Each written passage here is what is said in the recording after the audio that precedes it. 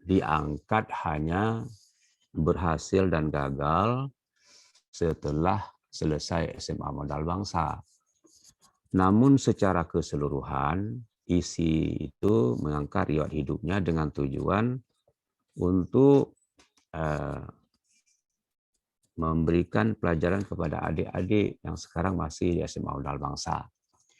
Jadi dalam masa seminggu itu saya memikirkan apa kata yang layak untuk riwayat hidup dari 11 orang penulis dari angkatan 11 SMA Modal Bangsa.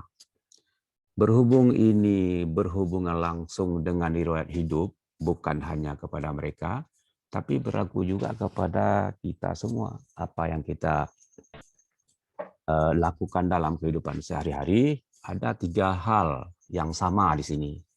Lahir, mosa, dan mati. Jadi antara lahir sampai mosa dan antara mosa dan mati itu beda-beda. Nah, sebab itulah puncak daripada riwayat hidup yang mereka kemukakan dalam tulisannya di SMA Modal Bangsa sebagai kenang-kenangan. Nah, jadi itulah apapun yang kita lakukan, maka saya minta kepada Ananda semua untuk menulis. Khusus Modal Bangsa itu disingkat dengan Mosa, tulisannya besar semua. Yang lain boleh kecil. Kemudian lahir dan mati pada awal dan mati pada ujung. Bahwa riwayat hidup kita tidak dapat kita ciptakan. Itu ada ditulis oleh Profesor Hamka dalam buku Tenggelam Kapal Van der Wijk. Saya membacanya waktu itu, waktu saya masih muda-muda dulu. Katanya begini, manusia tidak dapat menciptakan riwayat hidupnya, mereka hanya menjalani apa yang tertulis. Maksud yang tertulis itu menurut ilmu Hamka adalah yang tertulis pada Lauh Mahfuz. Nah, walaupun memang itu suatu karangan hubungan antara Zainuddin dengan Hayati, ada kalimat yang ditakan itu oleh Profesor Hamka. Berarti di sini yang tertulis kehidupan kita adalah tidak bisa diubah, sesuai dengan apa yang tertulis pada Lauh Mahfuz terhadap riwayat hidup kita. Kemudian dengan melanjutkan daripada kehidupan dari lahir sampai ke mosa, dari mosa sampai dengan mati, itu ada yang beda, tapi di 3 tempat ini semuanya sama. Ya. Sehubungan dengan keadaan itu, saya mengutip sebuah hadis. Ya. Hadis ini merupakan suatu hadis sahih yang disampaikan oleh Rasulullah SAW kepada kita pada menentukan qadar dan takdir. Karena di dalam rukun iman itu ada qadar dan takdir, yaitu hadisnya berbunyi begini. Saya baca, Bismillahirrahmanirrahim. Inna ruha adama iltaqat ma'aruhi Musa alaihi wassalam. Faqala Musa li Adam, anta abul bashar, alladhi kunta sababan ikhraji auladika minal jannah. Biaklika minasyajarati. Faqala Adam, ya Musa, fa anta alladhi istafaqallahu bikalamihi wa qatalaka biadihi talumuni ala amrin qad qadarahullahu alayya qabla ayakhluqani biarba'ina alfasanatin. Qala Nabi sallallahu alaihi wasallam fahaja Adamu Musa. Rafi, bisa ini kalau saya uraikan begini. Ada kira-kira yang misalnya tidak sependapat begitu. Kan bisa, ini Pak. ada ujudul misalnya. Bisa, Pak. Lanjut. Karena tadi ada yang bilang bahwa ini P1, maka saya hubungkan dengan kata 11 itu. Boleh ya? Udah saya lanjutkan ya? Boleh, nggak usah lah, Pak. Udah ya. Semua peserta dalam pertemuan ini saya membaca artinya. Inna ruha adama iltaqat ma'aruhi Musa. Sesungguhnya bertemulah ruh Nabi Adam dengan ruh Nabi Musa alaihi wassalam. Faqala Musa li Adam. Maka berkatalah Musa pada Adam, anta Rabbul Bashar, engkau hai Adam adalah ayah daripada segala manusia.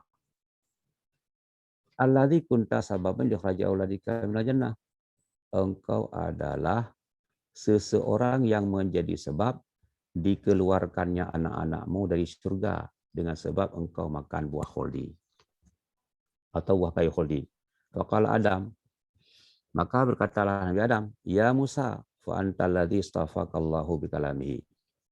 Wahai Musa, engkau telah dipilih oleh Allah menjadi kalamullah. Ada disebut Musa kalamullah, Ibrahim khalilullah, Isa ruhullah. Itu titel yang khusus disebutkan kepada Musa, yaitu kalamullah. Wa hatta laka biyadihi. Dan Allah telah menunjukkan kepadamu kitab Taurat. Nah, dengan kekuasaannya. Talumuni ala amrin qad qadarahullahu ala alayya qabla ayakhluqani al-arba'ina alfasanatin. Engkau hai Musa telah mencela aku pada suatu pekerjaan yang sungguh telah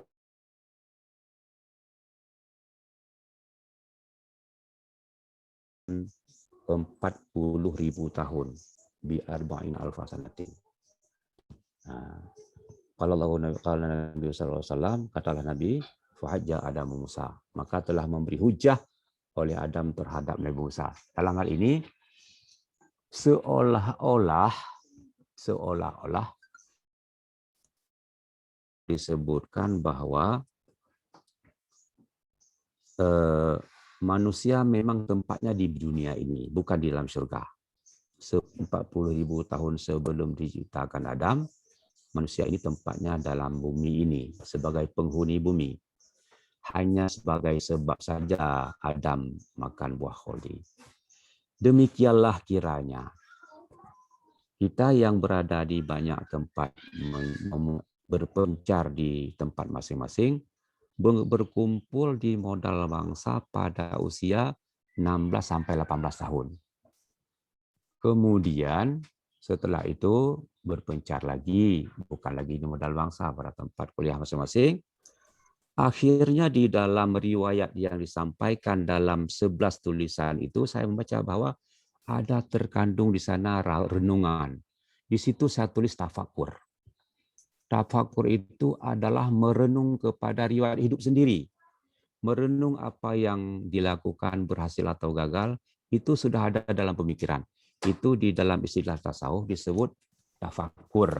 Nah, kalau dalam pendapat Al-Qushairi, itu salah satu daripada nama lain dalam risalah tasawuf yang Al-Qushairi yang menyampaikannya. Ada berapa? Ada 35 lagi. Jadi saya mengambil tafakur itu bahwa 11 ananda yang menulis itu memang benar-benar merenung apa yang dia sudah pernah melakukan dan akan direncanakan semenjak di bangku modal bangsa sampai sekarang sudah berkeluarga. Kemudian setelah tafakur ada muhasabah. Muhasabah itu evaluasi. Akhir daripada sebuah bab dalam pelajaran itu kita ada evaluasinya. Jadi bahwa seolah-olah sekarang mereka 11 orang itu sudah memeriksa evaluasi daripada kegiatannya semenjak SMA modal bangsa sampai dengan sekarang dalam berhasil dan gagal kerjanya sehingga menunggu kapan takdir Allah pada suatu hari akan dipanggil kembali dengan istilah maut ataupun mati. Maka dengan memikirkan hal yang seperti itu, dengan kalimat yang ada 11 kata itu saya salin, mudah-mudahan menjadi bahan renungan juga yang membacanya bukan dari mereka yang 11 orang. Kira-kira untuk sementara begitu dulu, Raffi. Ya. Baik. Insyaallah rupanya penjabarannya luar biasa dari 11 kata tersebut. Ya. Kita setelah tadi menjabarkan apa makna dari 11 kata tersebut, coba kita menyempitkanlah sedikit ke tafakkur muhasabah. Jadi makna hidup sebagai muslim yang ideal tuh bagi Bapak gimana, Pak? Apakah pencarian jati diri seseorang itu perlu untuk dia apa? Untuk diri dia dalam hidup yang kita katakan singkat lah. Itu Pak, mungkin ada penjelasan. Ya, hidup memang sangat singkat. Ada satu syair yang disampaikan di dalam tafsir Al-Azhar. Boleh dilihat di perpustakaan modal bangsa. Saya tidak ingat lagi jilid berapa. Tafsir Al-Azhar karangan Hamka yang ada di perpustakaan modal bangsa itu ada sebuah syair katanya, lahir ke dunia disambut ebang, pulang ke kubur di antara salat, antara azan dengan sembahyang, wahai hidup, alangkah singkat. Itu kata Hamka. Maksudnya, maksud dari lahir ke dunia disambut ebang, itu azan itu. Itu seorang bayi yang lahir, kemudian azan, kemudian waktu meninggal diantar ke kubur dengan salat jenazah. Jadi menurut Hamka singkat sekali hidup ini. Berapa lama? Antara azan dan salat. Nah, mungkin kita sekarang azan sudah, salat belum. Nah, itulah riwayat yang kita jalani. Apakah kita sebagai orang modal bangsa atau bukan, itu terkandung di dalam makna ideal hidup. Nah, tambahan di dalam kehidupan ini harus kita menuntut 3 ilmu. Itu sudah sering saya menyampaikan kepada Ananda waktu pengajian malam Jumat. Yang pertama ilmu tauhid. Ilmu tauhid itu diumpamakan sebagai tanah. Kemudian ilmu fikih diumpamakan sebagai tanaman. Dan ilmu tasawuf diumpamakan sebagai pagar. Jadi tanah, tanaman, dan pagar, ketiga-tiga itu yang paling utama ya tanah. Kalau tidak ada tanah, mana ada tempat untuk tanaman, mana ada tempat untuk pagar. Jadi oleh karena itu, dalam hal ini, berapapun ilmu yang kita tuntut, ilmu tauhid yang fardhu ain itu tidak boleh kita tinggalkan dan tidak boleh alasan tidak ada waktu. Demikian untuk idealnya hidupnya seorang. Maka saya katakan bahwa waktu pelatihan salat, mungkin Raffi masih ingat dan yang lainnya juga masih ingat, bahwa ini lebih penting daripada kimia.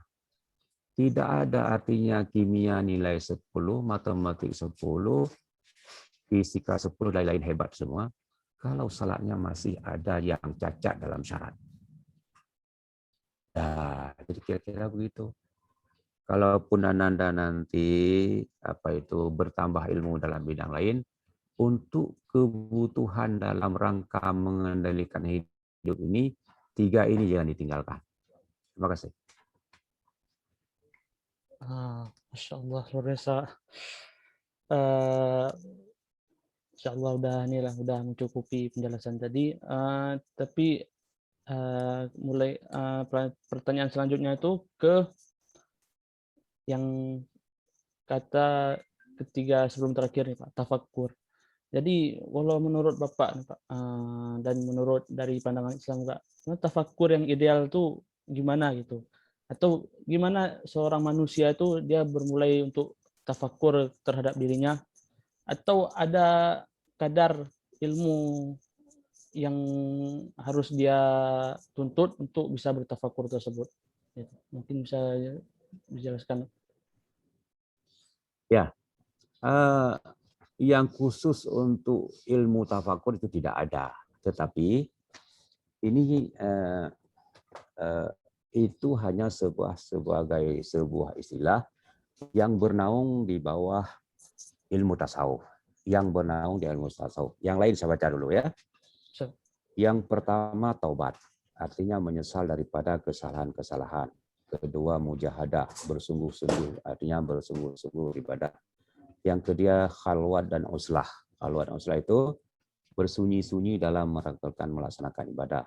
Saya baca selengkapnya, taqwa, wara, zuhud, selamat, khauf, raja, azan, ju'wa, khusyuk, mukhalafatun nafsi, qanaah, tawakal, syukur, yakin, sabar, muraqabah, ridha, ubudiyah, iradah, istiqamah, ikhlas, siddiq, haya itu malu, sikir, al-futuwah, firasah dan khuluq, kemudian jud, wasakha, artinya pemurah dan tidak kikir, ghairah, wilayah, doa dan fakir tambah tafakur muhasabah. Nah, jadi itu kalau keseluruhannya sampai dengan 37 macam. Jadi tafakur itu berada atau bernaung di bawah ilmu tasawuf. Ilmu tasawuf itu kalau di modal bangsa kita disederhanakan dengan nama akhlak. Akhlak. Akhlak itu ada dua hubungan. Bahkan pertama hubungan dengan manusia, yang kedua hubungan dengan Allah. Tambah satu lagi kadang-kadang hubungan dengan alam sekitar. Itu bagian daripada akhlak. Jadi kalau kita menyadari tafakur ini dengan pelajaran yang bukan pelajaran asal khusus, ya dihubungkan. Ya, dihubungkan dengan apa yang ada pada ilmu fisika, apa yang ada pada ilmu kimia, pada ilmu-ilmu yang lain. Coba ingat aja, Rafi. Coba. Masih ingat, Rafi? Saya selalu mengatakan bahwa Allah menyimpan makanan tumbuh-tumbuhan dekat dengan permukaan bumi. Kalaulah Allah menyimpan makanan tumbuh-tumbuhan itu 5 meter ke dalam tanah, kalau kita mau tanam satu biji batang tomat, harus gali 5 meter. Itu kabar daripada tafakur. Nah, cobalah hubungkan dengan pelajaran apa yang sedang dituntut ini. Nah, kalau mau diapakan dengan khusus kepada tafakur itu pada satu pelajaran khusus, tidak ada. Itu ada di bawah. Itu hubungkan saja dan kehidupan sehari-hari. Begitu kita. Berarti intinya semua yang ada di dekat kita ini bisa kita jadikan ini Pak, objek untuk tafakur lah Pak gitu. Boleh. Insyaallah. Pertanyaan selanjutnya nih Pak.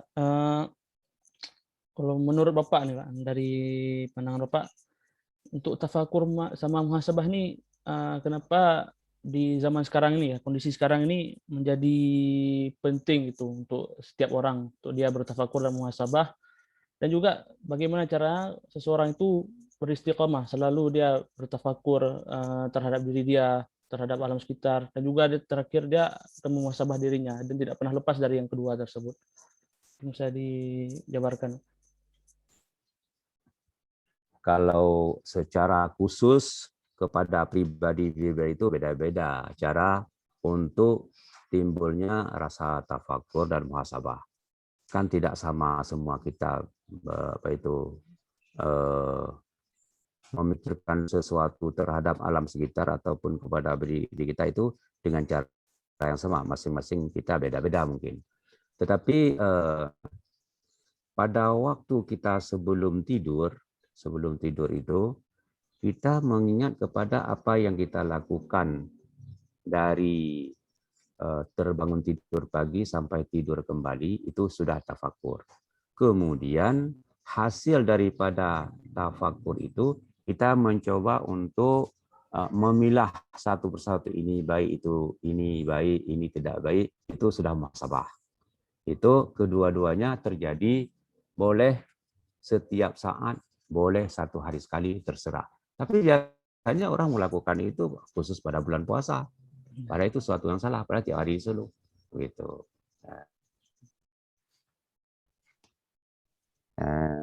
Kira-kira Rafi demikianlah untuk sementara. Saya bisa memasang itu di dalam kata pengantar, mungkin walaupun tidak demikian luas tentang dua kata itu saya harus menyampaikannya, namun sudah berhubungan dengan apa yang ditulis oleh angkatan itu 11 orang setelah saya baca draftnya, begitu. Ada pertanyaan Pak. cara gimana caranya kita bisa memaksimalkan proses muhasabah diri gitu, Pak. Nah, terutama kan ya untuk godaan-godaan kondisi lingkungan ini pasti ada aja yang menghalangi kita dari muhasabah, sibuk dan semacamnya gitu.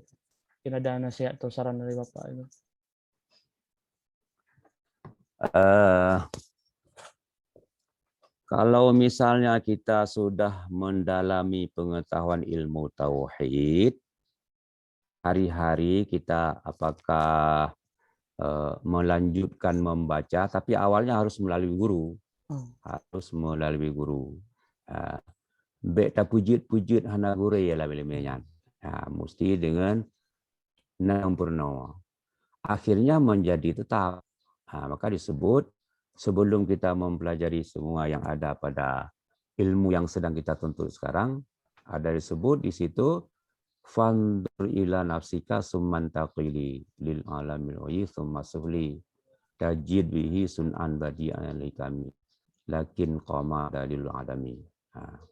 Fandur ila nafsika, maka periksalah pada dirimu. Ini sudah tembikian anak-anak pun ya. Fandur ila nafsika, maka lihatlah padamu. Summan taqili, kemudian pindahlah pemandangan itu lil alamil uli, alam yang tinggi. Summa suli, kemudian pindahlah pemikiran kamu kepada alam yang rendah. Tapi kedua mentang, insya-Allah terjadi tafakur dan masalah setiap saat. Ya. Fandur ila nafsika summan taqili lil alamil uli. Ulwinya ditanya pada buat sampai 20 tu di alam yang tinggi. Ya kan?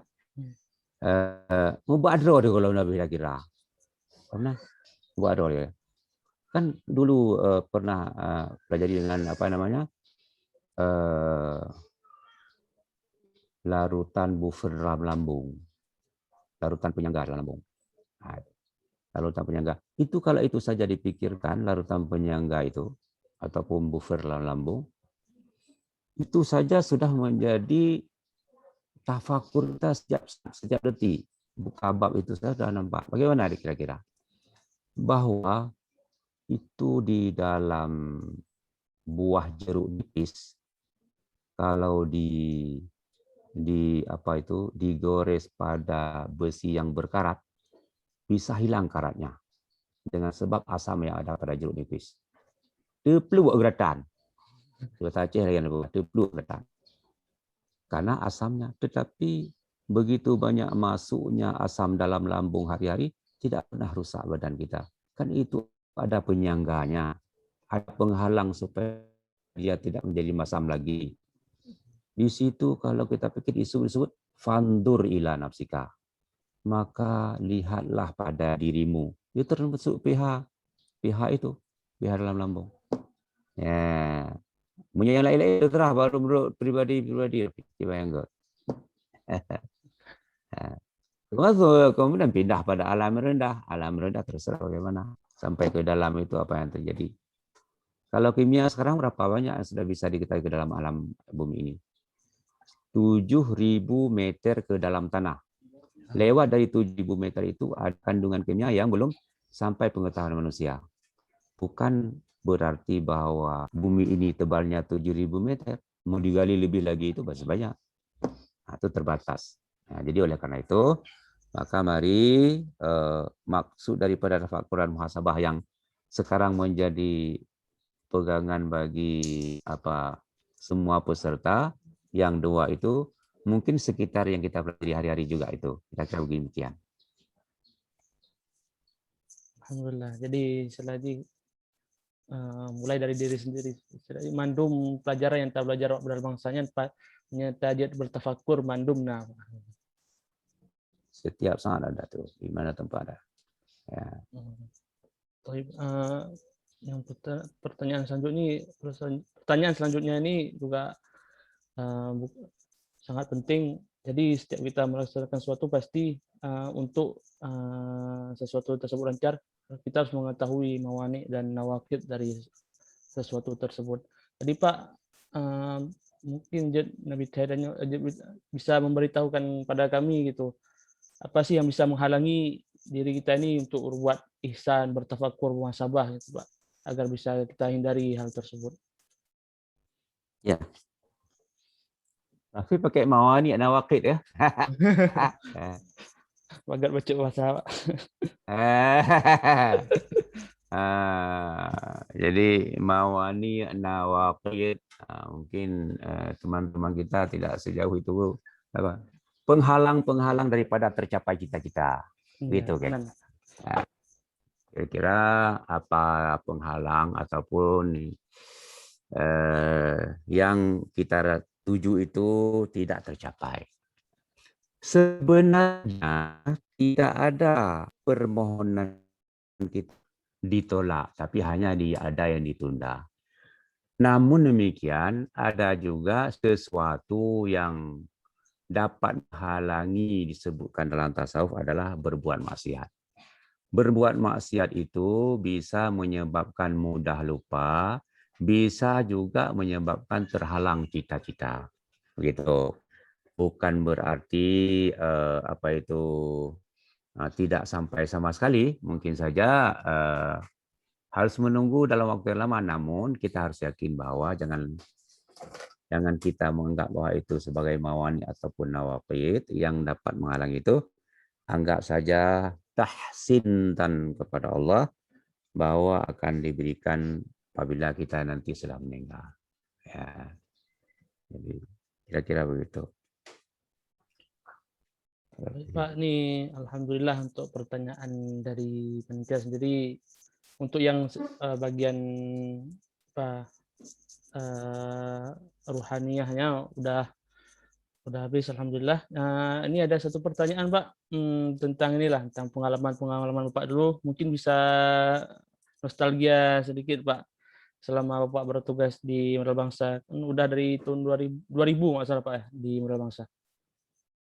Iya, betul. Berarti udah 21 tahun lah, Pak, di Modal Bangsa. Betul, betul.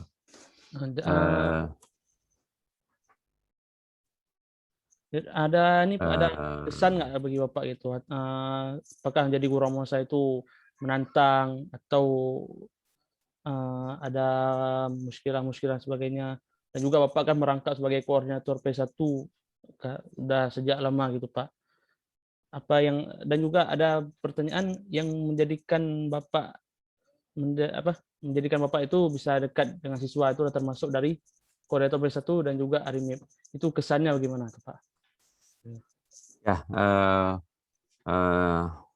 pada Ananda semua, saya minta waktu barang 5 menit karena itu yang ditanyakan oleh moderator.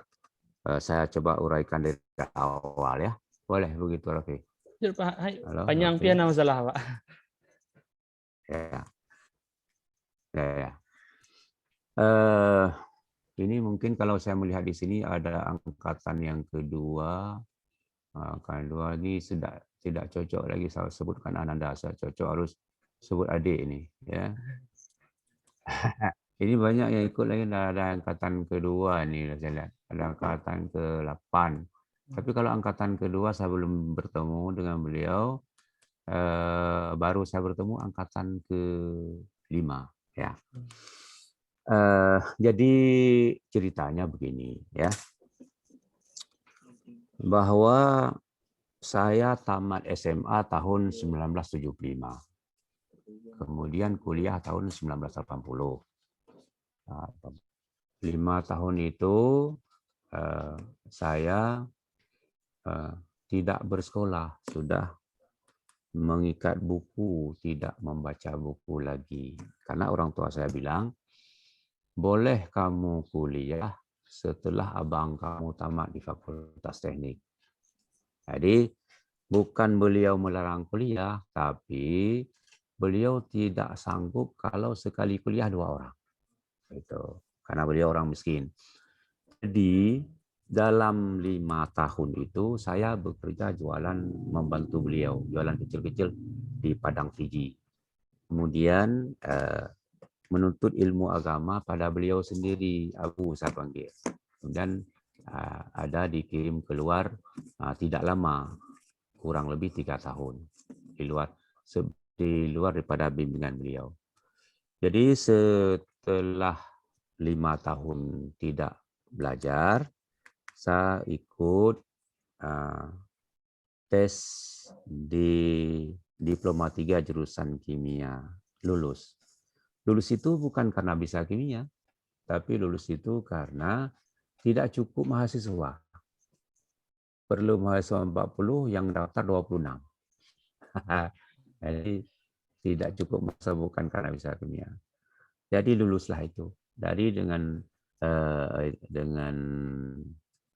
belajar pada teman, kira-kira belajar pada teman kira-kira 1 tahun, karena dia masih tahu apa namanya pelajaran kimia karena baru selesai SMA. Nah, kemudian sampai dengan selesai, diangkat ke SMA Sanksi tahun 84. 5 tahun di SMA Sanksi. Pindah ke SMA Peranti tahun 89. Jadi 11 tahun di SMA Padang Tinggi, pindah ke SMA Modal Bangsa tahun 2000. Jadi 11 tahun. Sampai pensiun di SMA Modal Bangsa 18 tahun.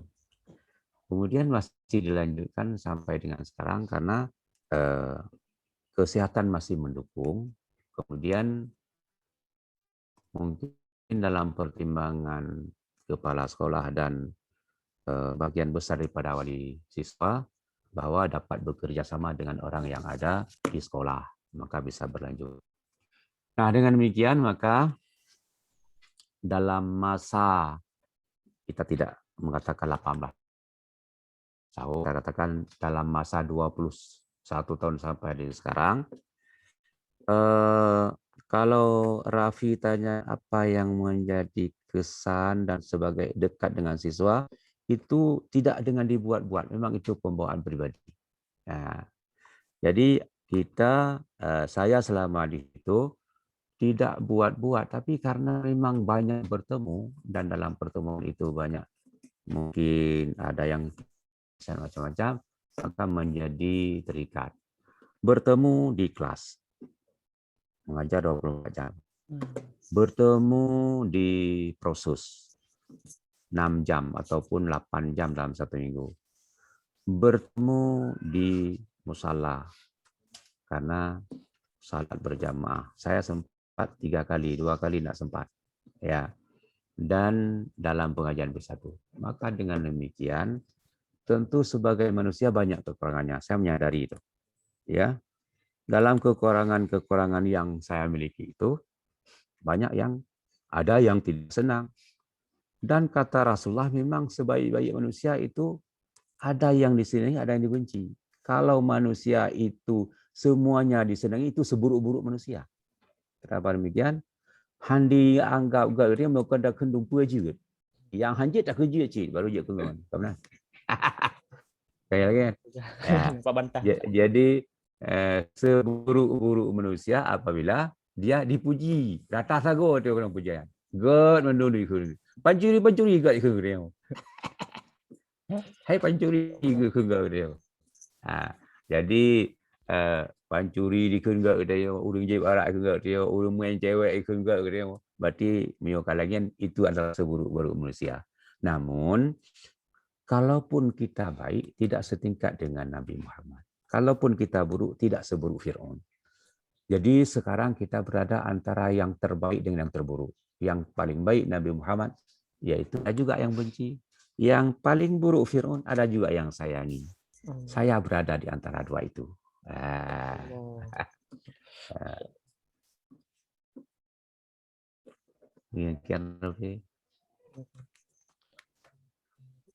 Jadi sepertinya dari ada 7 pertanyaan. Pertanyaan terakhir ini paling banyak kita mengambil ibrah sepertinya. Jadi alhamdulillah ini untuk pertanyaan dari kami panitia, dari penyelenggara sudah tersampaikan semuanya, dan insyaallah kita semua dapat mengambil manfaat, ilmu dan ibrah semuanya. Dan ini yang selanjutnya, insyaallah kita akan membuka sesi tanya jawab bagi yang ingin bertanya silakan melemparkan pertanyaan ke kolom chat atau mungkin nanti bisa dialog interaktif lah.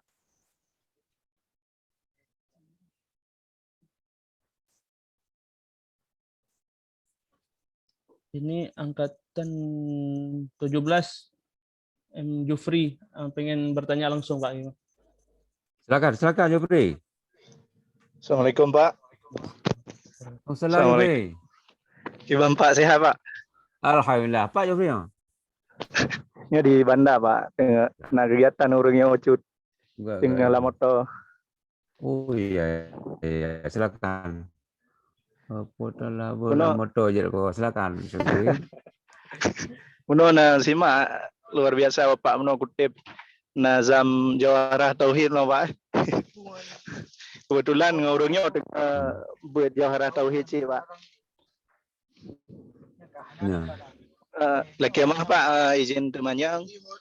Yo, waktu kamu di Mosa, ketika kami di Mosa dulu dari kelas 1 sampai kelas 3 kami sering melihat Bapak menghabiskan banyak waktu untuk pulang pergi dari Sigli Banda Aceh Pak. Yo, kiban sampai Bapak rela saja keluarga tinggal di kampung, tim balik untuk mengajarkan kamu, meluangkan banyak waktu, bahkan tinggal keluarga dari Senin sampai Jumat, lain Jumat balik ke kampung lem, kemudian Senin karena di asrama lem, yo mungkin beri penjelasan mungkin kecintaan Bapak terhadap modal bangsa yang luar biasa yang kamu pahami dari sini, atau mungkin punya motivasi lain dari Bapak sehingga mampu meluangkan waktu sampai lagi nyan Pak. Mungkin itu saja. Kembalikan pada Raffi. Langsung jawab aja Pak. Good. Jadi sebetulnya hanya boleh ada pegah, cuma karena kagak yang pada pegah cint, kan? Cerita je meno ulun tuan pada dasarnya geharap le Pak Hasan kepala SMA Undang Bangsa Awai keluarga berangkat ke DC, cuman khawatirnya dengan konflik di kampung. Hanjit tak ke rumah kosong. Rumah kosong dah kebah dalam keadaan konflik, khawatirnya nak orang yang rumah kosong di kampung dia aduk luar, aduk semua mana saja gewolom supaya rumah baik kosong. Jadi adanya berlarut-larut sampai 2 tahun. Menyo pekun kamu mejak mandum gede, berarti harus minta orang lain yang tinggal di rumah. Oleh karenanya kakak mengalah lutuan menteng, tinggal di mana Aceh, di kampung tinggal urino dengan anak mian. Hotel kali 2 tahun ananda kapinah tempat utubeng ya. Gompe ya. Apa ya buat kenal. Jadi Anur Balai Simpang. Balai Simpang. Ya, jadi lihat terus juga kan. 2 tahun kenal. Hotel lu bakal balik Aceh kali timli kakak tun lalu sampai ke mangat lagi kan. Lagi Jepri. Jepri kali itu bensin. Jepri. Halo Jepri. Pakai kamu tuh. Kamu tahu ada Pak, putusnya. Oh. Mana dulu ya. Kau dulu. Halo Jepri. Ya Pak. Ya. Jadi yang lagi ya, sebetulnya hanya rencana mana, cuma kayak kada.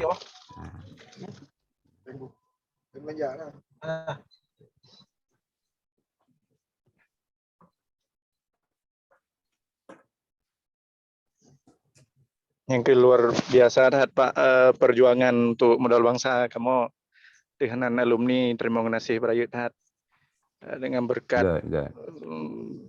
luangan wate Bapak alhamdulillah sampai uronyo pun di luar dengan berbagai macam aliran-aliran yang jelas dengan berkat perjuangan Bapak alhamdulillah kamu bisa istiqomah lagi yang Bapak harapkan. Mudah-mudahan Good. Alhamdulillah tuan. Gak Jepri Buana. Nyo kata ho, tu sare. Ya, Kak Raffi, gimana Raffi? Nyon, ada ini juga alumni dari Harapan. angkatan 8, Kak Mira ingin bertanya langsung, Kak. Halo Mira, silakan. Halo Pak, Assalamualaikum Bapak. Waalaikumsalam Mira. Saya Mila, angkatan 8. Saya nggak tahu Bapak apakah ingat sama saya atau enggak. Tapi saya paling berkesan salah satunya ketika saya izin mau lanjut kuliah ke Bosnia waktu itu. Reaksi Bapak langsung yang, oh Alhamdulillah lanjut ya. Jadi sangat mungkin orang lain akan lihat, ngapain anak Mosa nih? Anak Mosa nih kok nggak jelas sekali pilihan kuliahnya dan sebagainya. Tapi Bapak waktu itu mendukung dengan sangat positif. Jadi kayak, oke, semangat karena Bapak tuh mendukung dengan apa, meresponnya dengan sangat positif. Saya ada satu pertanyaan yang sebenarnya saya butuh masukan dari Bapak. Saat ini saya dosen di UIN. Saya ingin saya jadi dosen, maksudnya bukan yang dari hati yang pengen jadi guru sebenarnya, awalnya cuma pengen nyoba-nyoba dan ternyata netap. Kira-kira ada nggak tips dari Bapak gimana cara Bapak berinteraksi sama mahasiswa yang dengan berbagai tingkah polanya, tapi Bapak bisa dengan nada yang sama ngomong sama si mahasiswa A, siswa B, siswa C, maupun dia bandel sekalipun, ataupun mau dia pintar sekalipun, Bapak bersikap ke mereka itu sama semua. Kira-kira gimana caranya Bapak bisa istiqomah dengan cara Bapak bersikap ke siswa tadi? Karena saya agak kewalahan dalam hal ini ketika berhubungan sama mahasiswa terutama. Halo Mira, ya. Masih sekarang Mira di mana? Di Banda Aceh atau di mana? Dari Banda Aceh, alhamdulillah. Iya. Saya ingat Mira tanya ke bosnya itu kita ngomong antara aula dengan kantin. Iya betul. Nah, betul ya, betul itu sudah. Jadi saya ingat tempatnya juga waktu itu Mira tanyakan antara aula dan kantin, kira-kira di sudut aula begitulah. Nah, Mira, kalau misalnya kita berhadapan dengan siswa yang beda-beda tingkah itu, selesaikan kepada dia saja. Serahkan kepada dia. Begini, ada satu siswa SMA Muhammadiyah di Banda Aceh. SMA Muhammadiyah itu kan swasta ya. Mira, mesti ingat ya. Distui. SMA Muhammadiyah itu biasanya pada waktu itu sekitar tahun 82 saya mengajar di sana, itu siswanya yang tidak lulus di tempat lain masuk ke sana. Cukup batat-batat.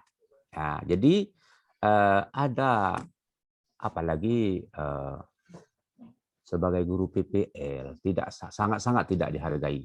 Ya, karena saya PPL di sana, setelah PPL di sana guru pamong pada itu Pak dia suruh lanjutkan, tolong Muhammad lanjutkan ini di SMA di SMA Muhammadiyah ini, saya sebagai dosen biologi di FK Indonesia tidak sempat lagi. Nah, dia yang menyerahkan saya kepada kepala sekolah untuk melanjutkan. Ada satu orang siswa, begitu saya masuk setiap hari dia keluar dengan alasan untuk ke kamar mandi. Dan lama dia balik. Pada hari Rabu ketiga,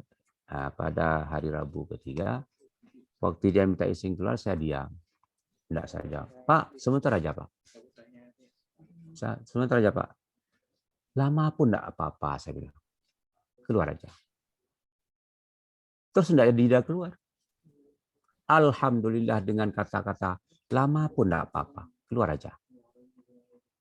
Dia menjadi lulus PMDK pada itu. Masih ingat PMDK itu apa? Ya undangan gitu ya Pak ya?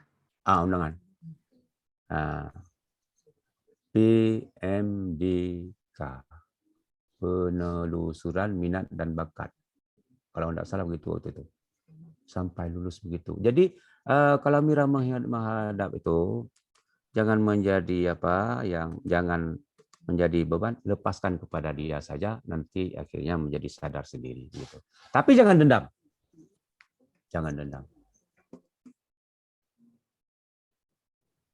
Halo Mira. Jangan juga Pak ya, maksudnya apalagi dengan zaman kami mungkin waktu kuliah dulu atau waktu zaman SMA, ada hormat ke guru itu berbeda dengan anak-anak sekarang ketika dia berinteraksi dengan guru.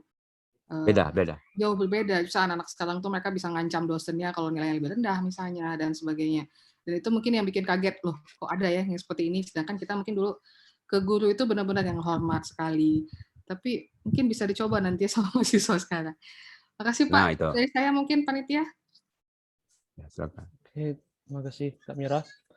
Selanjutnya Pak, ada ini alumni angkatan 11 Bang Tiri mau bertanya langsung.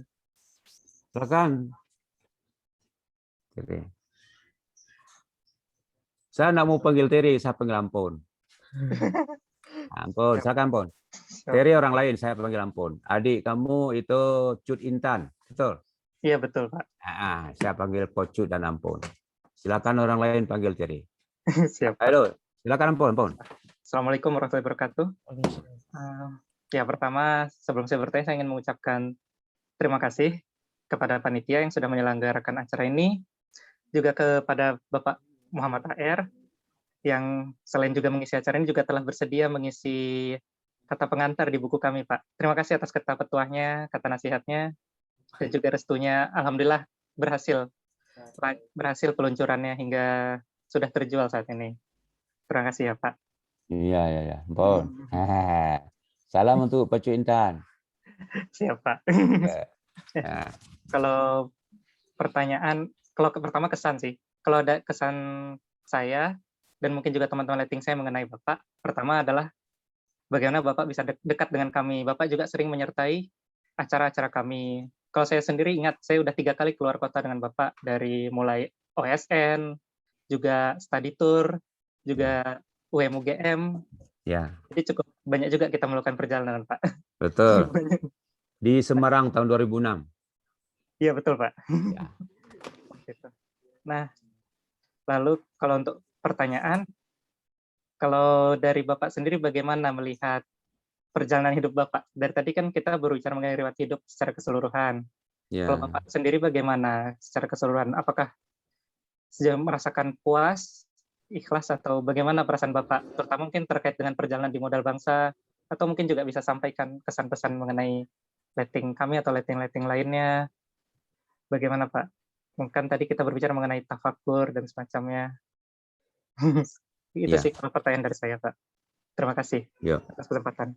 Kalau mau puas dalam kehidupan ini tidak pernah puas, karena ini kan bukan tempat yang yang sama dengan yang kita yakini sebagai balasan akhirat, tidak sama.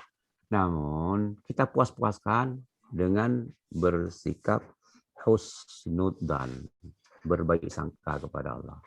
Nah, namun ini bukan untuk Ampun saja, untuk semua boleh? Kira-kira boleh ya? Saya coba cerita sedikit mungkin tauhid ini untuk semua juga.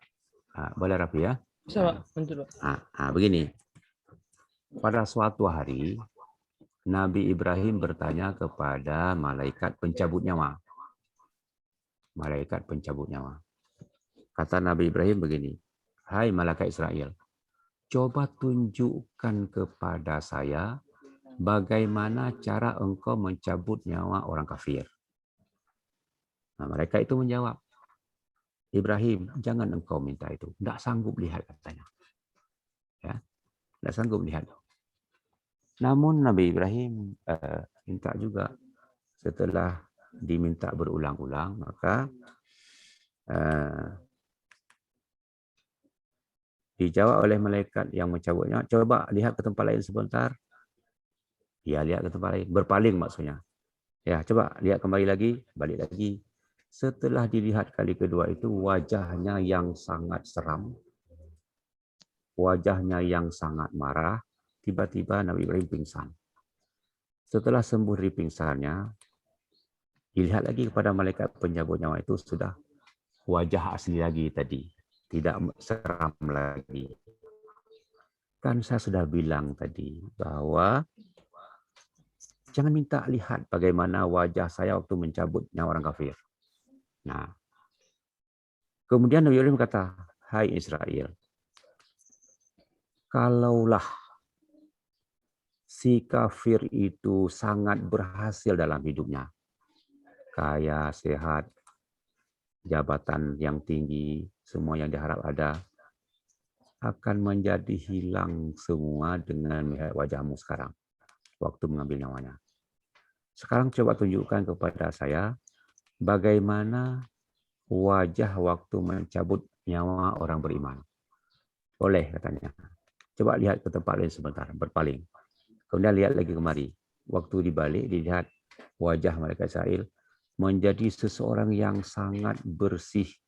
Wajahnya yang usianya muda, yang sangat-sangat menyenangkan, lembut dan macam-macam. Apa kata Nabi Ibrahim?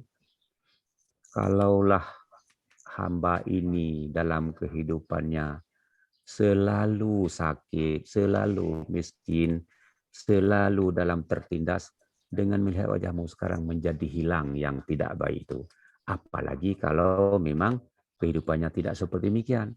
Jadi, oleh karena itu, berpegang pada riwayat Nabi Ibrahim, dialog dengan malaikat pencabut nyawa, kita harus mengetahui bahwa yang kita sedang rasakan sekarang tidak pernah puas. Itu ampun.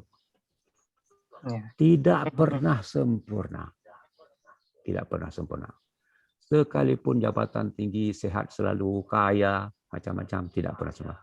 Jadi oleh karena itu, kalau merasa dalam kehidupan ini puas, tidak puas, ya dipuaskan saja. Memang itu bukan waktunya bagi kita. Begitu ampun. Baik, Pak. Ingat dialog itu. Terima kasih, Pak. Ya. Baik, Pak. Terima kasih, cukup jelas, Pak. Berarti memang pada akhirnya hidup ini kita harus selalu bergerak karena emang nggak akan ada yang namanya puas ya, Pak. Ya, betul. Kepuasan mungkin hanya akan kita dapatkan setelah meninggal nantinya. Baik, Pak. Ya, insya Allah kalau ada waktu jumpa ya. Insya Allah, Pak. Semoga Allah beri kesempatan. Ya, setelah raya nanti. Ya. Insya Allah, Pak. Terima kasih, Pak. Terima kasih, Pak. Ya, sama-sama. Terima kasih banyak Bang Tiri.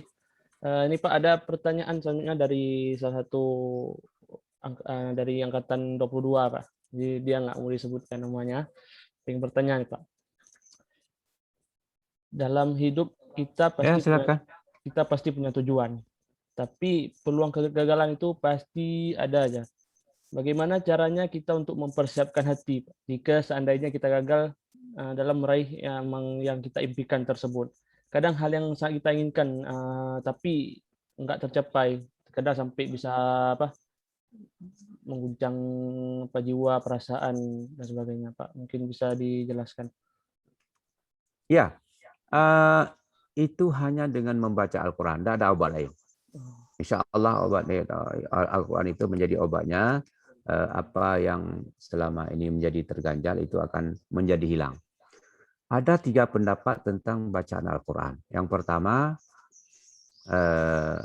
dalam 1 tahun 2 kali khatam. Kemudian cobalah 1 Al-Quran itu 30 juz, 1 juz 9 lembar. Coba kalau 1 tahun 2 kali, berarti 30 kali 9 menjadi 210 ya. Betul. Kali 2 kali khatam menjadi 540. 540. Terus bagi 360 hari. Ya. Lebih kurang dalam 1 hari 1,7 lembar. Bacalah 2 lembar per hari. Insya Allah siapa yang tidak mau disebutkan namanya itu akan hilang sendiri. Ya. Yang pendapat yang kedua, 40 hari 1 kali khatam. Coba 40 hari 40 hari sama dengan 210 lembar dibagi 40 hari berarti 1 hari lebih kurang 6,7 atau 7 lembar lah per hari. Nah, kemudian 1 pendapat lagi 1 hari 200 ayat. 200 ayat itu boleh yang itu diulang-ulang, boleh juga dilanjutkan. Bukan yang itu juga diulang-ulang. Jadi oleh karena itu ada satu orang alumni modal bangsa, ya. Apakah dia sekarang ikut atau tidak ikut saya tidak tahu. Tapi katanya ikut ini. Dia membaca Al-Quran sesuai dengan tanggal. Kalau hari ini tanggal berapa hari ini? Tanggal 17. Berarti dia membaca juz ke-17. Allah. Nah, besok membaca juz ke-18. Kalau tanggal 31 diulang salah satu juz. Kalau tanggalannya sampai 28 dihabiskan sampai dengan juz 30 pada tanggal 28. Kan tidak selalu begitu. Yang selalu yang setahun sekali 28 tanggalnya bulan 2. Nah, dan alhamdulillah saya sangat kenal dengan Anda itu. Ya, tidak ada yang gagal dalam hidupnya. Paling-paling tertunda beberapa waktu. Nah, itu alumni modal bangsa. Tapi tidak saya sebutkan nama juga. Yang tanya juga tidak sebut nama. Ya, yang tanya. Nah, jadi orangnya itu membaca Al-Quran sesuai tanggal 1 juz. Bacalah itu. Silakan. Terima kasih. Jadi dinyobanya Al-Quran nih Pak ya. Al-Quran dan lain. Apalagi di bulan Ramadan, mudah-mudahan kita selalu lah makin Ya. memperbanyak baca Al-Quran. Silakan. Baik, ada yang mau bertanya lagi? Mungkin.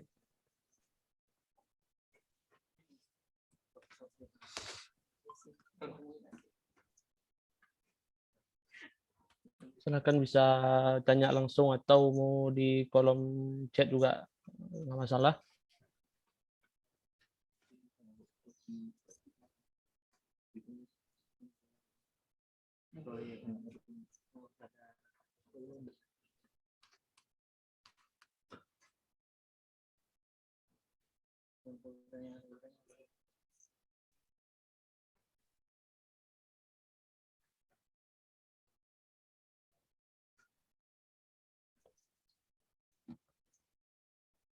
Ini Pak, ada yang pengen bertanya tentang ilmu tasawuf Pak. Jadi kan banyak kila-kila ini tentang ilmu tasawuf tersebut, ada yang memandang baik, ada yang memandang buruk. Mungkin bisa Bapak jabarkan sedikit tentang hakikat ilmu tasawuf itu sebenarnya bagaimana Pak? Itu ada yang bertanya. Hakikat ilmu tasawuf adalah untuk memperbaiki akhlak seorang manusia.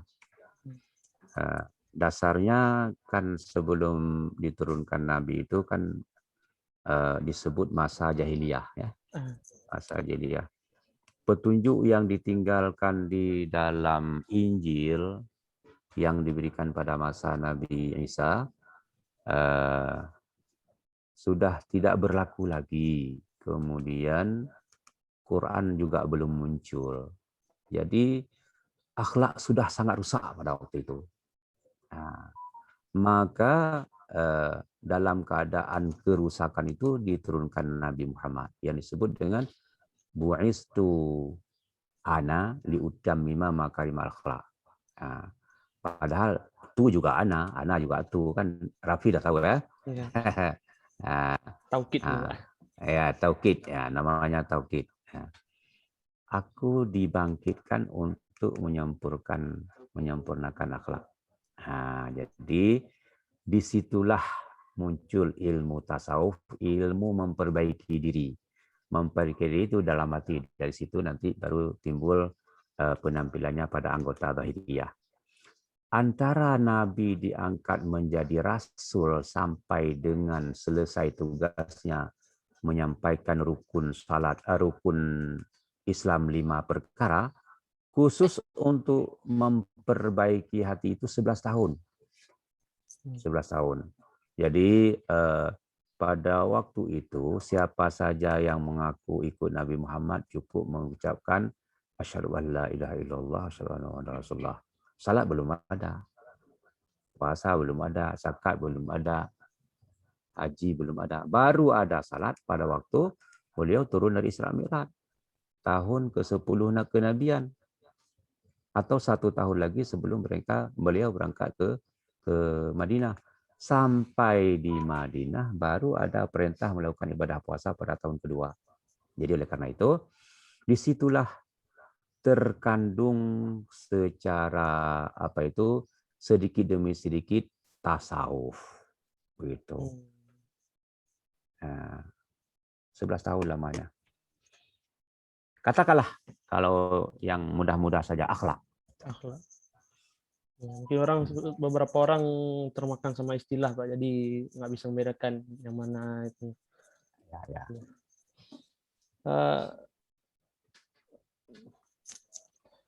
ini insya Allah jadi pertanyaan terakhir Pak. Dari angkatan 21 juga tidak mau disebutkan namanya.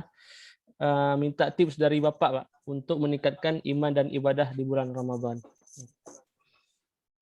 Ini juga yang terakhir, mudah-mudahan menjadi pegangan kepada kita ya, bahwa di dalam menyambut bulan Ramadan ini kita diminta untuk memperbanyak 2 macam, yaitu mengucap kalimah la ilaha illallah dan mohon keampunan. Nah, boleh saya baca sedikit kalau itu yang ditanyakan, ya. Bismillahirrahmanirrahim. Wastaghfiru fi min arba'i khisalin. Ini angkatan ke-21 tapi tidak disebut namanya ya. Nah, boleh enggak apa-apa. Tapi ini untuk semua. Wastaghfiru fi min arba'i khisalin. Dan perbanyaklah olehmu dalam bulan Ramadan ini dengan 4 macam. Khaslatani tarduna biha rabbakum. 2 macam itu kamu kerjakan untuk mengharap ridha daripada Tuhanmu.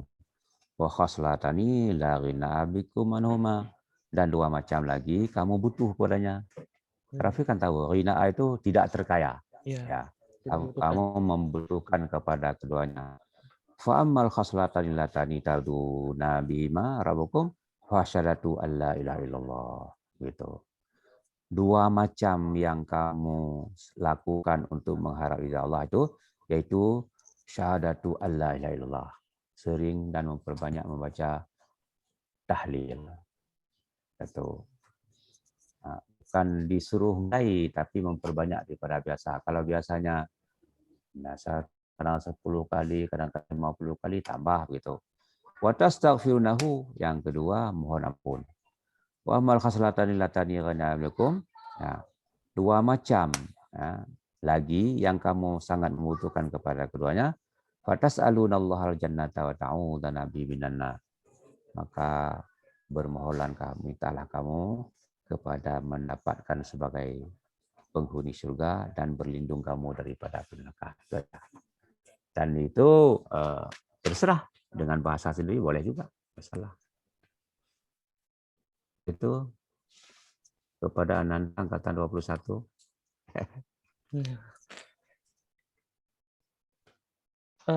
Oh ya nih Pak, mohon maaf sedikit waktunya. Dari angkatan 17 Bang Torfi mau nanya langsung Bapak. Silakan. Halo. Halo, assalamualaikum warahmatullahi wabarakatuh, Pak R. Waalaikumsalam warahmatullahi. Ini kok ada nampak foto? Pak, saya Tarfi Pak, angkatan 17. Mungkin Bapak sedikit lupa Pak ya. Muhammad Tarfi. Iya Pak. Ya, Ananda. Yang pertama meminta doanya nih Pak. Mudah-mudahan ya angkatan-angkatan kami atau di bawah saya gitu Pak kan. Mudah-mudahan Ramadan ini merupakan Ramadan terakhir kami sendiri Pak. Ya. Mudah-mudahan tahun depan sudah ada pasangan Pak. Jangan Ramadan sama orang tua aja, jangan sama Ramadan sendiri aja Pak. Iya, udah terlambat Tarfi. Iya Pak, ini Pak yang ingin saya tanyakan Pak. Jadi kan sekalian pembelajaran juga Pak kan di Ramadan kali ini, bukan Ramadan kali ini aja Pak, di Ramadan khususnya itu untuk menjaga lisan Pak. Jadi kan salah satu dosa terbesar kan sumbernya kan dari mulut, dari lisan gitu Pak ya. Jadi selama Ramadan mungkin kita bisa itu Pak menahan lisan kita untuk tidak menggunjing orang, tidak menghina, memaki dan mungkin menggibah atau memfitnah orang gitu Pak ya. Tapi setelah Ramadan selesai, apalagi ketika kita sudah kembali ke perkumpulan atau lingkar pertemanan kita gitu Pak ya, seringkali terpancing lagi gitu Pak untuk menggibah orang, membicarakan hal-hal buruk tentang orang. Nah, itu sering terjadi gitu, Pak. Jadi bisa tolong kasih tips gitu, Pak, supaya kita tetap istiqomah, khususnya menjaga lisan gitu, Pak. Karena menurut saya kayaknya lisan ini paling ringan untuk mengeluarkan dosa gitu, Pak. Iya. Iya, terima kasih, Pak. Tarfi tadi saya ada Ya, Pak. membaca khalwat. Ada. Tadi ada ikut waktu dari awal nih. Dari awalnya ada ikut. Di awal ada ikut saya, ada. Pak. Cuman saya tadi di perjalanan di awal, Pak, kan ini baru sekitar kurang lebih setengah jam baru fokus gitu, Pak. Ya. Jadi tadi saya ada membaca aliran tasawuf, ajaran tasawuf itu dari Syekh Al-Qushairi, Imam Al-Qushairi. Imam Qushairi itu katanya ada satu di situ khalwat dan uzlah. Artinya bersunyi-sunyi dalam melaksanakan ibadah. Itu kalau di dalam bulan puasa kita sudah ada melakukan itu, maksudnya bukan mengasingkan diri sampai tidak bertemu dengan manusia, bertemu, tapi di dalam tujuan untuk pengajian, untuk berbelanja, untuk salat berjamaah, itu tidak terganggu maksud nama daripada khalwat. Nah, jika itu bertahan dalam bulan Ramadan dan sebagai tanda bahwa ibadah Ramadan diterima, tidak bakal terulang setelah Ramadan. Yakin? Kalau bertemu dengan teman yang selama ini kita tidak mau mengunjing, nanti kalau jumpa setelah bulan puasa juga enggak lagi. Nah, itu kira gitu aja. Oke, baik, makasih, Pak. Al-Qushairi katanya itu sampai begitu banyak. Nah, gitu. Ya, Tarfi. Ini ada angkatan 2 ini mau ngomong sebentar ini. Ya, Tarfi, Pak, ada angkatan 2 ini. Ya. Siapa nih? Assalamualaikum. Hafiz Siapa angkatan kedua kita tidak pernah jumpa. Siapa namanya? Bang Hafiz Bakhtiar. Assalamualaikum. Pak. Waalaikumsalam, Hafiz. Pak. Waalaikumsalam. Nah, ini jadi Bang Hafiz ini kita tidak pernah jumpa ini. Karena ya, Pak, saya angkatan kelima baru pernah. jumpa. Ini saya lihat dari tadi. Nah, bagaimana Pak Hafiz? Ya, saya nggak pernah jumpa dengan jumpa. Bapak. Sekarang saya dapat info ini dari grup kami, dari grup angkatan 2. Makanya tadi karena saya nggak ada kegiatan, saya karena udah lama kali tidak pernah berhubungan dengan modal bangsa, jadi saya beranikan diri. Saya Hafiz, Pak. Saya tamat tahun 98. Ya. Saya tamat tahun saya 98. Baru masuk Ya. Lun Jino di Lusmawe, Pak. Saya tugas di Inspektorat Kota Lusmawe, Pak. Alhamdulillah untuk tuh. Ya. Ya, Pak. Jadi hanya pernah menumpuk Ya. Saya bukan mau nanya ini, saya cuma mau nanya karena saya ada selintingan info di angkatan kami yang kedua. Ya. Katanya modal bangsa yang sekarang istilahnya ada hal yang pernah dilakukan yang tidak bagus gitu, Pak. Apa benar seperti itu, Pak? Ya, dari mana itu? Dari siswa ataupun dari masyarakat atau dari kalangan guru? Dari maksudnya dari sesama siswa, maksudnya ada yang saling membuli gitu, Pak. Ya. Itu info yang kami dapat di angkatan kedua, karena kami angkatan kedua ini cukup solid, jadi kami bahkan ketua kami Mosa itu Yusnardi kalau nggak salah ya. Apa dia masih ketua kami Mosa atau nggak tahu. Jadi makanya saya nggak pernah tahu tentang info modal bangsa. Jadi apakah memang betul? Karena saya nggak yakin juga. Maksudnya karena saya alumni nggak pernah juga ke modal bangsa.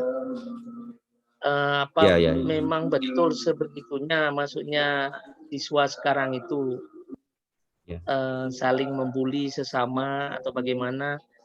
Saya nggak tahu juga, Pak. Iya, betul.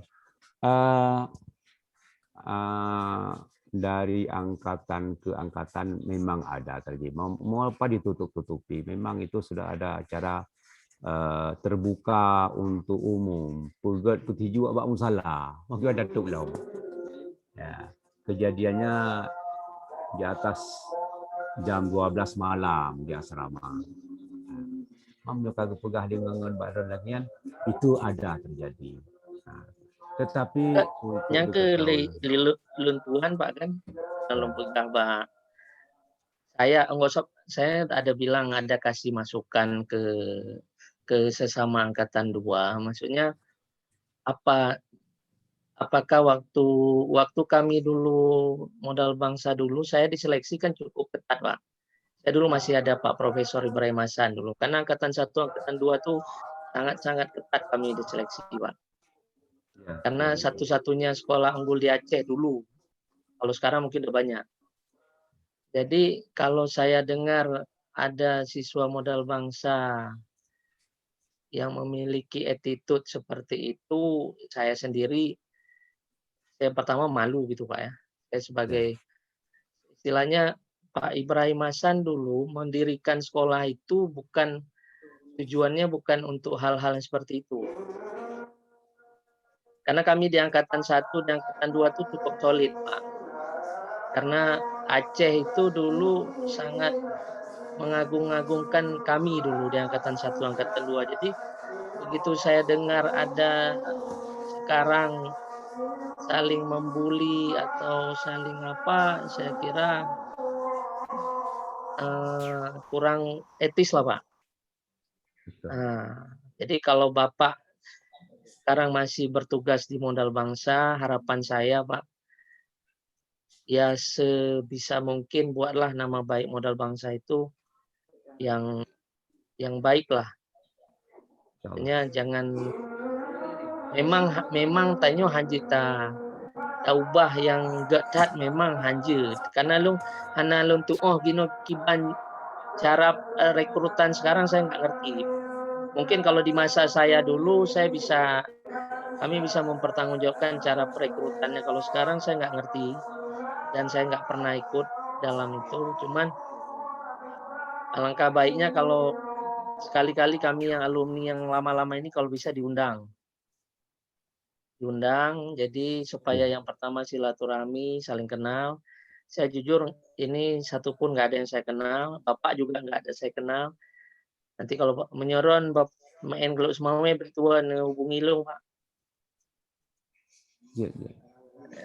Gak, nunjuk nombor HP. Jadi Pak, 08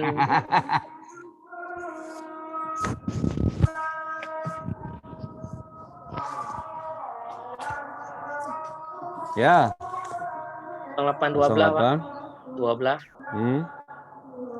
69. Ya. 96. Ya. 67. Ya. 77. Ya. Jadi saya di Inspektorat Kota Luk Sumawe, Pak. Ya. Ya. Ya. 7 3 kali di ujung Iya, Pak. 96677. Ya, udah. Iya, Terima kasih. Ya. Pak, jadi saya rasa demikian, Pak. Gat, makasih. Alhamdulillah sudah bertemu angkatan 2 ini berpartisipasi. Kita kembali ke Muhammad Rafi. Silakan. Baik, terima kasih banyak untuk Bang Hafiz Bakhtiar juga udah ada sedikit wejangan-wejangan dan silaturahmi. Jadi ini Pak, alhamdulillah udah di ujung acara juga pada Babang dan Kak sekalian, dan mohon maaf tadi mungkin ada beberapa pertanyaan tadi yang masuk ya, nggak bisa kita lanjutkan lagi untuk mengingat waktu ya. Mungkin insya Allah kalau ada umur panjang ada sesi berikutnya, insya Allah saya akan simpan pertanyaannya. Jadi Pak, untuk penutup bisa Pak kasih wejangan nasihat untuk seluruh siswa-siswa modal bangsa, untuk peserta-peserta di Zoom ini Pak, apa yang harus ada yang kami perbaiki atas mereka? Kepada semua alumni modal bangsa di mana saja berada, tolonglah apa yang sudah diterima di dalam pelajaran P1 selama di modal bangsa diamalkan seluruhnya di mana saja Anda berada. Jangan dengan mudah mengikuti aliran-aliran yang tidak pernah kita dapat kebenarannya selama kita pelajari di sekolah. Pendapat yang ada di sekitar kita sungguh sangat banyak, tetapi kita tidak mampu untuk menolaknya. Paling tidak kita tidak mau ikut, karena di dalam pepatah Arab disebut di kulisa lapid, setiap yang berpikir ada yang mengambilnya. Itu adalah aliran yang berada di sekitar kita. Mudah-mudahan Anda semua jika mengikuti apa yang sudah mendapat petunjuk dari SMA Modal Bangsa dulu, insya Allah akan selamat dunia dan akhirat. Itu saja. Juga saya sebagai orang yang diharapkan berbicara pada hari ini oleh angkatan ke-22, yang pertama mengucapkan terima kasih. Boleh kita sebut kalau masalah diambil pedoman pada angkatan 11, maka hari ini dibuat oleh angkatan 2x11. Mohon maaf atas segala kekurangan. Marhaban ya Ramadan, dan mari kita tutup dengan doa. Ayo sama-sama kita baca doanya. Rafi. Pak, ini Pak sebelum mohon maaf sedikit interupsi Pak. Sebelum ada doa sedikit, bisa mau ngambil foto bersama nih Pak, gimana? Bisa Pak? Boleh. Insya Allah kita akan mengadakan foto bersama. Diharapkan juga untuk semua peserta bisa on cam-nya, bisa dihidupin kameranya.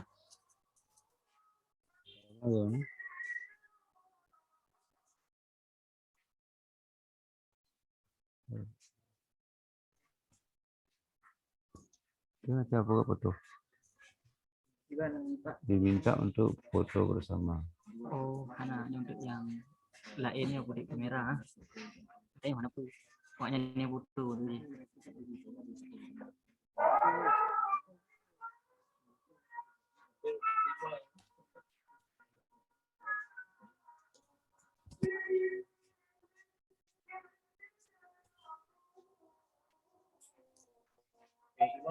Insya Allah udah hidup semua ya.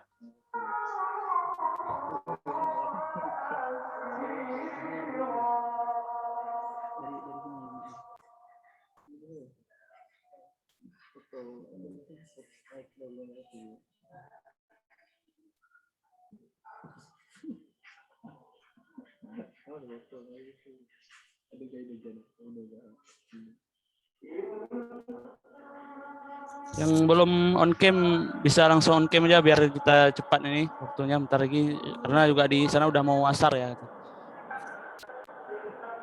Ya, udah mau azan asar nih, Pak. 15.41. Untuk sesi foto serahkan ke Bang Kaidi. Bang Kaidi.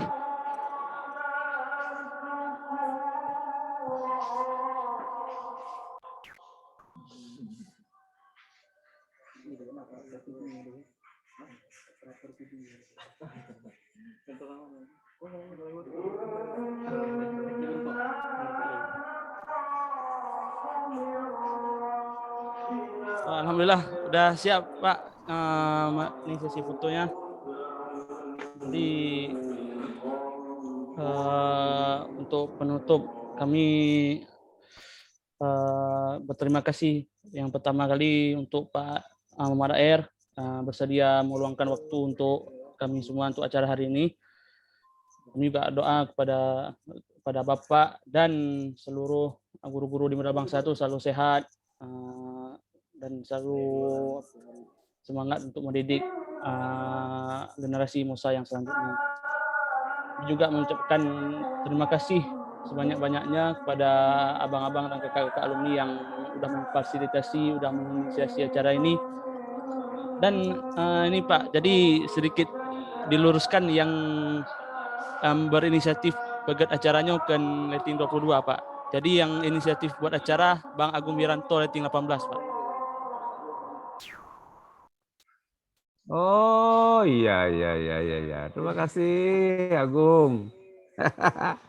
Agung, mana foto Agung? Aduh Agung Wiranto. Itu beliau ada bangga hari ini, beliau yang menginisiasikan acara ini. Juga kami terima kasih khususnya pada Bang Iqbal Tawakal Voting 4, beliau yang menyediakan fasilitas Zoom berlisensi ini untuk kita.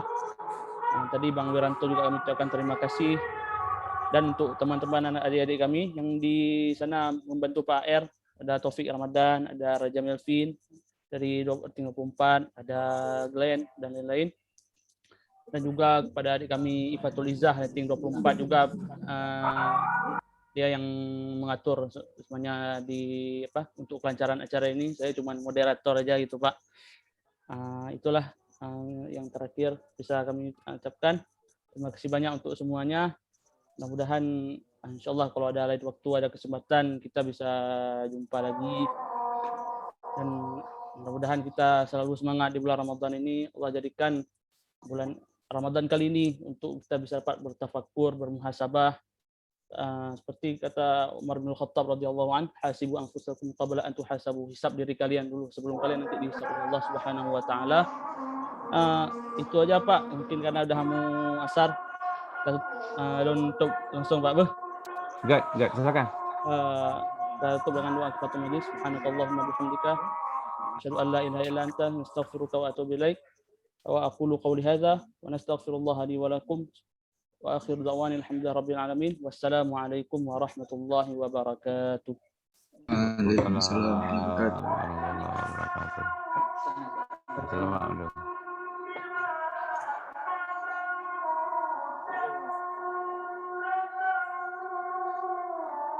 Agung Wiranto. Yang ingatan dua apa?